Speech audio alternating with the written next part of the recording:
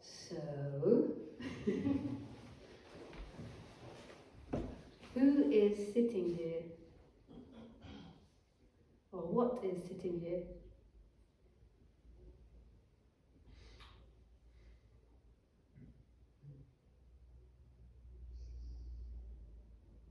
Me.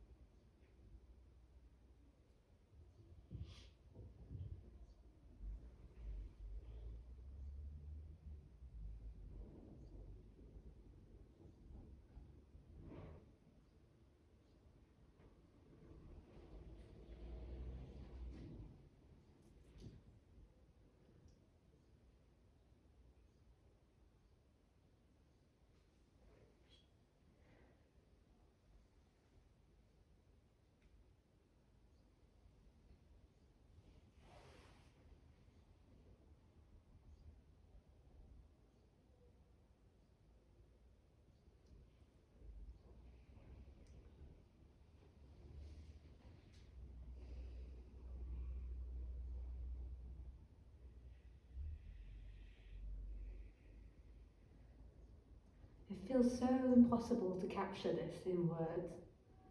Like it's, like anything that we say doesn't capture it.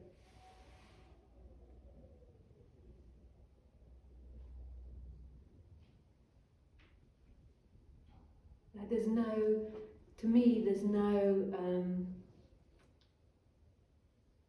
truth.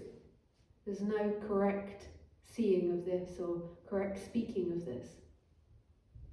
Like whatever way, when I say seeing, I mean, that can be confusing. I mean like understanding. You can't understand non-duality. You can't understand there is no self there. I mean, you can understand it, but it's not getting to what's meant.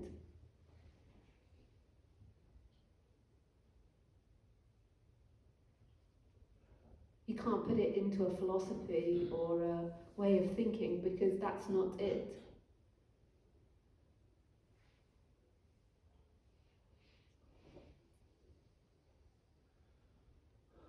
It is timeless and spaceless. It's no thing and all things.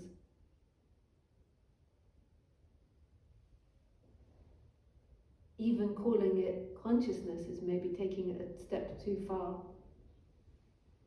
It's unknowable what we are, but yet we are that. This is that. So that which is experiencing now is not a body-mind mechanism. It's not a container that belongs to someone. It's not inside.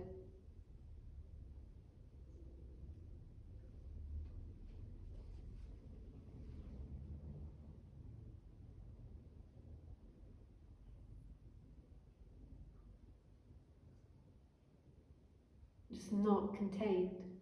It's no places and all places.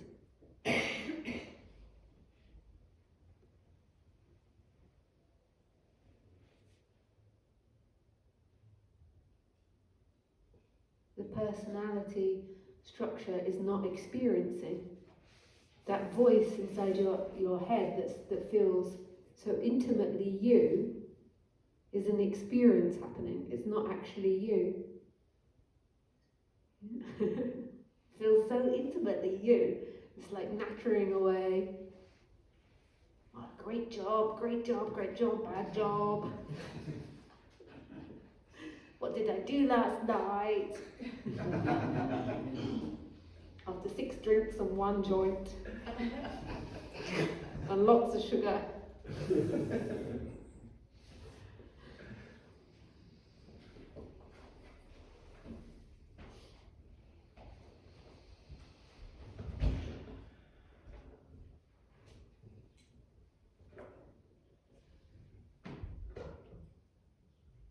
And you can't even hear Amelia float down.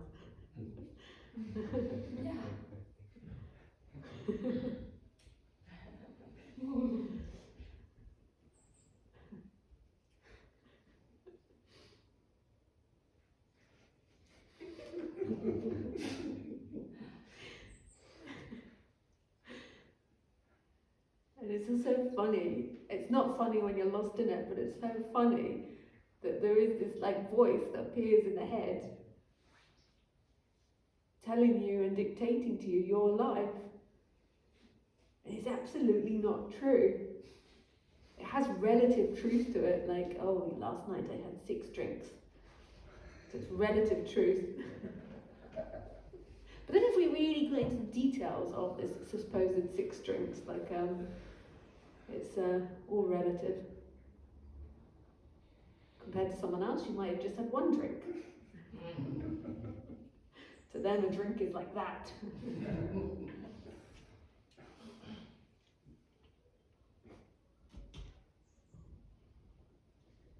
Sometimes I get so confused by things. I went to drink from the microphone then.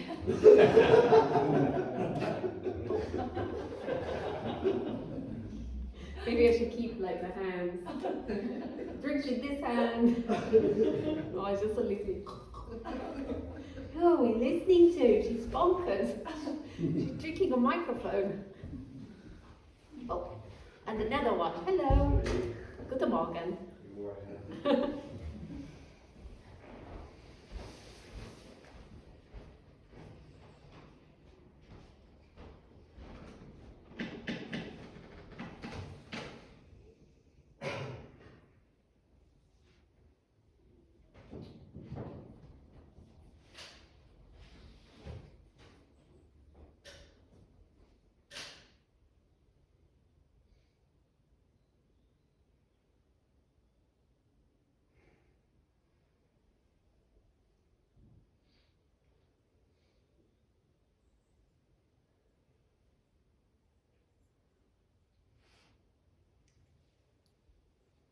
So there is nothing happening now.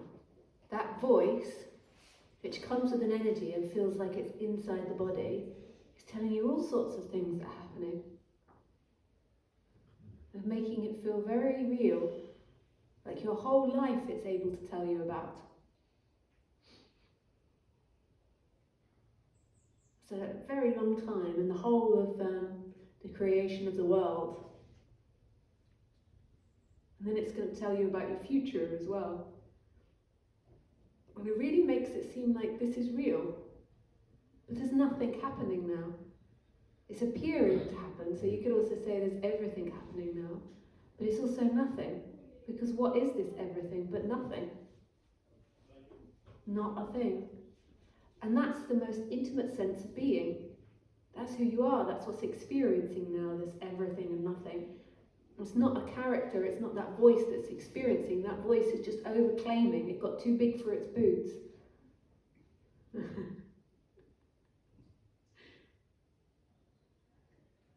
It's claiming too much. It's an experience. And the reason that we know that is because it can be seen. It's something that we know is happening, so therefore it's not the source. It's an appearance.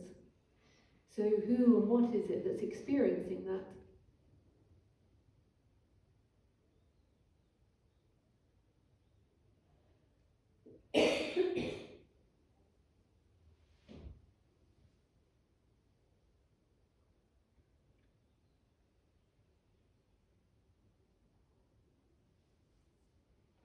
Why that person becomes so important, like we've talked about all week, is because of seeking.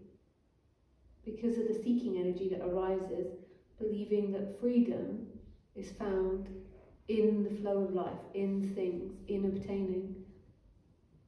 And the absence of freedom is taken away from you by not obtaining these things. And that's not true. Freedom is always this moment, right now, the no thing and everything. The things come and go, they're pleasure and pain. But it feels very intense because these ideas will have started in very young childhood. Like, I'm not good enough, for example. I'm not able to look after myself. That could be a very deep, base thought in the person. And then the whole life will be about proving that they're good enough, or about trying to find someone to look after them.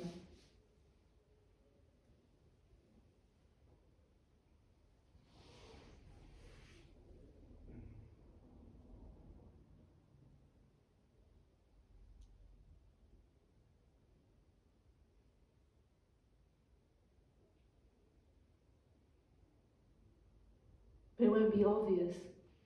It will manifest as great love affairs when you find that person.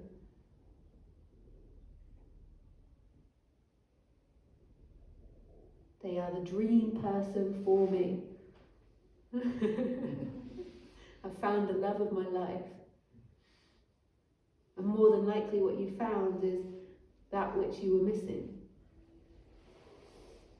It doesn't mean you don't have love affairs, but they don't have that energy to it. The love is loving them unconditionally, not loving them for what they give you. It also doesn't mean that you'll date anyone. There's going to be body minds that resonate more with each other. It's just a biological thing. Maybe something else, I don't know. There's nothing in this life that can give you freedom. Nothing.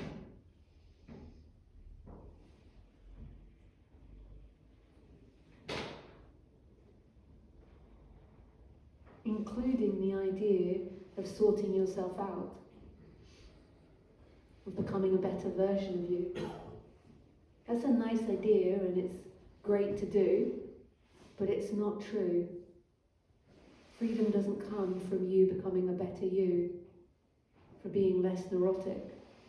Neurosis arises just like non-neurosis arises. That's about you being loved as a child. You trying to be the perfect child so everybody loves you. Humans can be neurotic. They aren't perfect.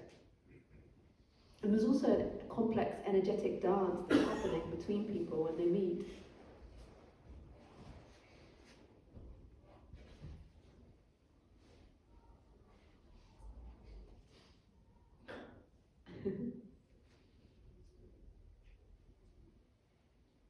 So just feel that.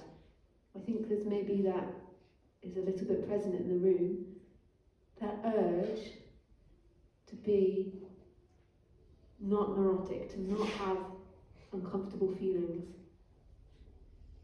So there's a feeling arising that might not be a pleasurable feeling, and then the urge to not have that. Just notice that. It's also appearing. There's exercises that can be done to help shift energies, but in this moment, just notice that sensation. That is not your freedom shifting that energy. The freedom is the seeking that believes that you will be free without it. The freedom is right here, in what's happening, in this moment, in the expansiveness of you, the no thing and the everything. It's like calling to itself at this moment that this is it, this is it, this is it, this is your freedom.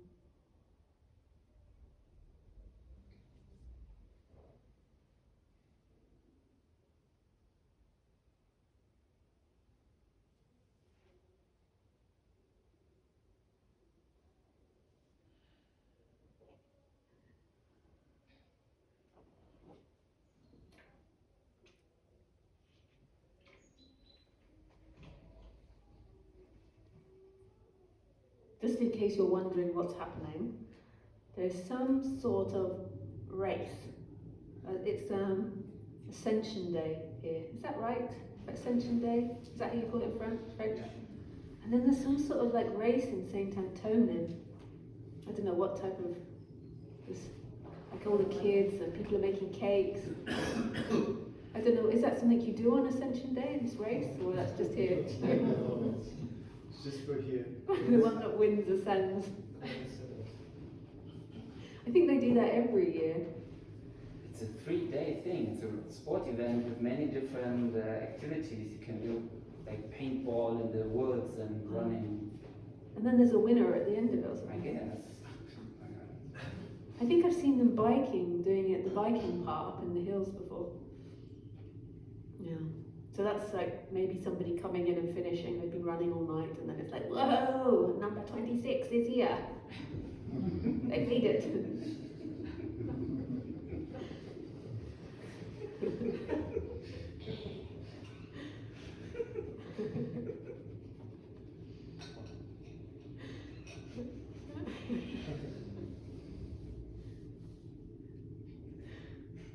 Can I just say something? Yes.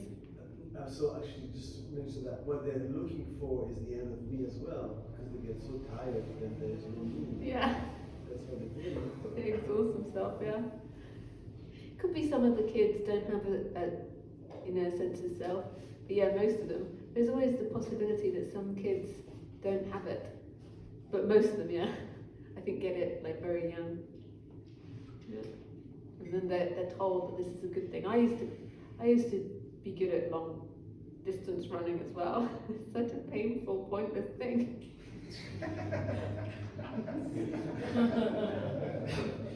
But people are so, for some reason people are so in awe of it, it was really special. You keep going double the amount of time of other people, it's just determination. I was like, none of you are gonna beat me.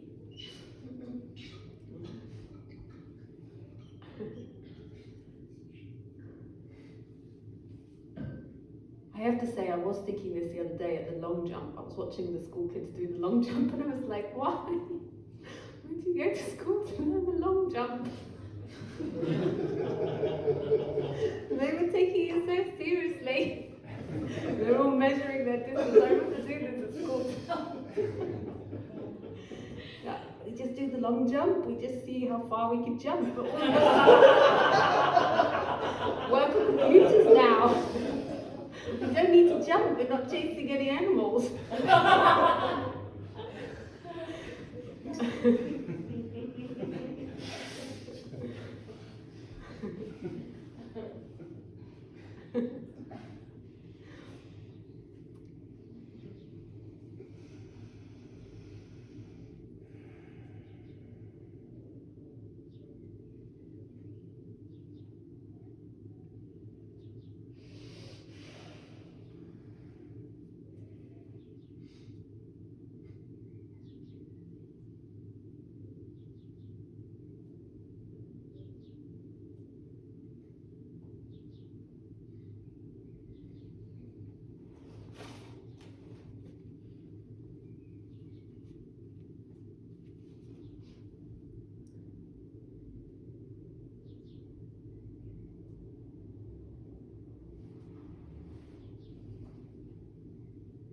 So if anyone has any questions, you're so welcome, but I also might carry on talking.